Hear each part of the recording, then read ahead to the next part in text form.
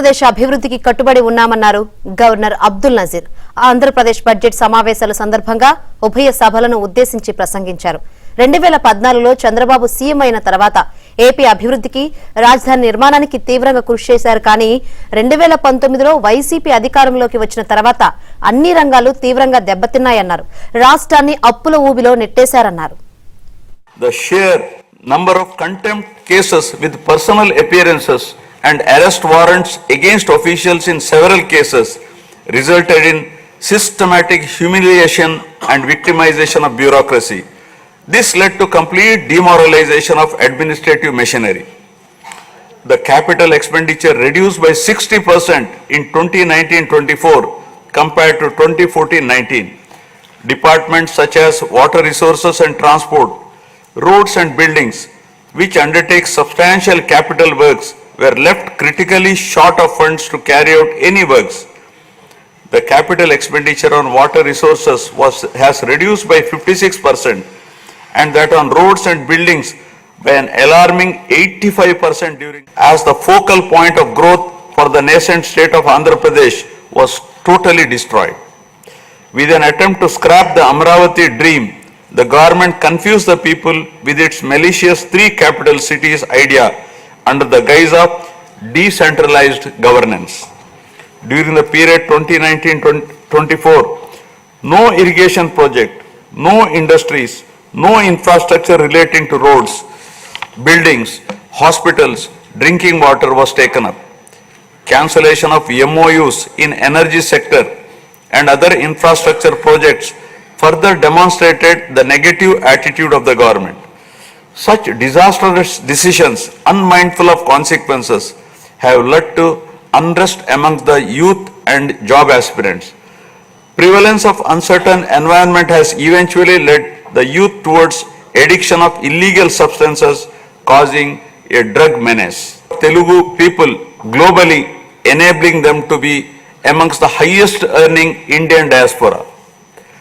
The condemnation of demolition approach of the previous government by the people of the state, NRIs and other supporters, culminated in a change in government. A huge and historic mandate has been given to the NDA, hitting an unprecedented 93% strike rate, thus reaffirming faith in democracy.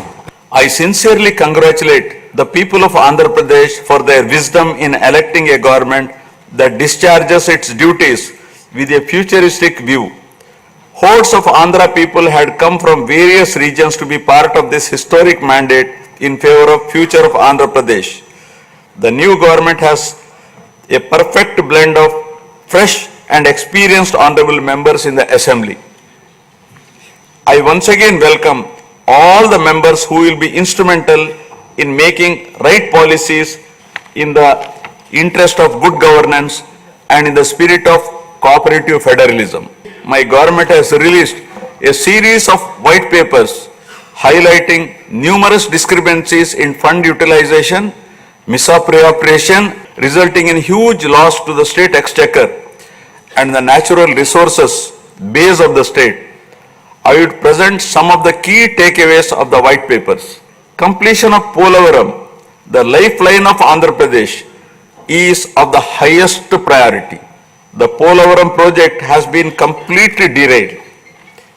Introduction of reverse tendering and cancelling the agreed contracts have caused an irreparable damage not only to the project but also to the concept of interlinking of rivers and irrigating every acre of land.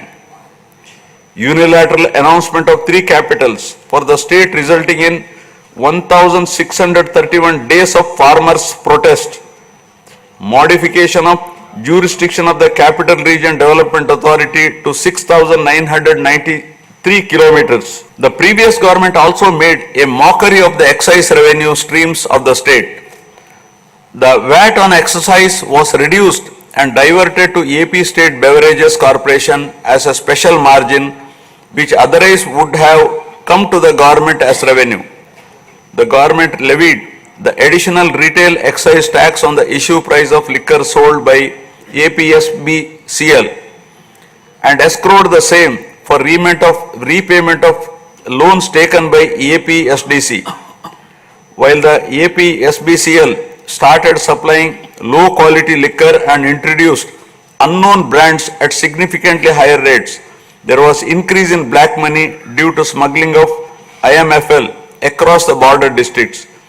These policy practices have caused irreparable damage to the excise revenue streams of the state.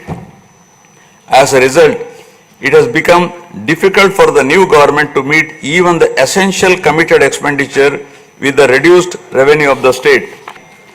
Putting the governance back on track is truly a Herculean task.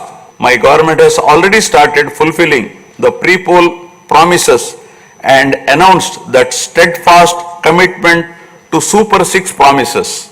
My government has launched its trademark people-centric governance soon after assuming office with a series of measures such as announcing a mega DSC for filling up 16,347 teacher vacancies, abolishing the Land Titling Act, enhancing social security pensions to rupees 4,000, organizing a skill census, and reopening the Anna canteens to provide food for the poor at a very nominal rate of rupees 5 and supply of free sand. My government will initiate other important measures also. I am sure my government under the able and proven leadership of Shri N. Chandrababu Naidu Garu